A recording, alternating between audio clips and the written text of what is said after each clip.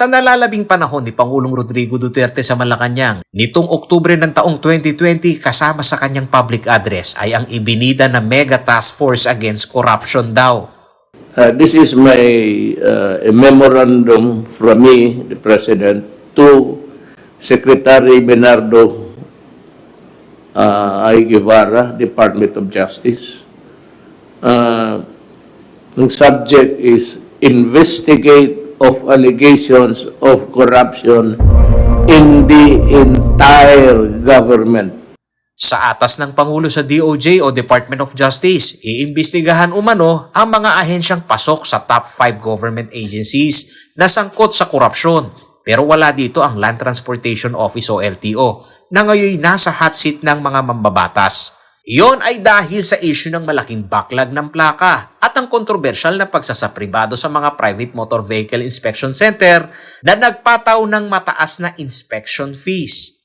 At ang nangyayari, kinukuha yung pera nila pero walang proteksyon ang taong banan. Mas malaki ito ngayon lumalabas. Lumalabas na ang tunay na nangyayari dyan sa LTO. Sa magkasunod na investigasyon ng Kamara at Senado sa isyong ito, ang unang naging hakbang ng administrasyon ay babaan lamang ang fees at hindi gawing mandatory ang inspeksyon ng mga PNBIC. Malaki rin ang backlog ng plaka ng mga sasakyan at motorsiklo, partikular na ang doble plaka na anti-criminality campaign kontra sa mga riding in tandem. Aminado naman dito ang LTO na hindi ito nagiging madali para sa kanila. Medyo matagal po ang naging procedure para to arrive at the recommended at natinanggap naman na size ng plaka. Bagamat ang ginagawa lang po ng LTO ngayon ay yung plaka muna sa harap.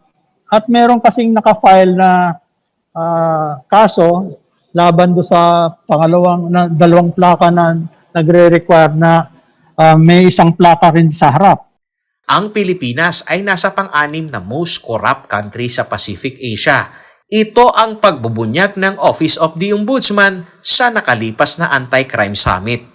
The Philippines is still the 6th most corrupt among the selected Asia-Pacific economies. We need to keep reminding ourselves, as it was repeatedly shown in all relevant studies, how destructive corruption is, especially for a developing country like ours.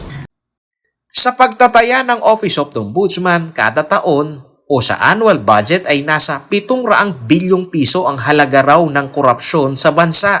Katumbas na sana ito ng pabahay ng 1.4 na milyong pamilya. Medical assistance para sa 7 milyong Pilipino at sapat na buffer stock para sa bigas na siya namang magsisilbing dagdag na pondo sa gobyerno para magarantiya na walang magugutom na Pilipino.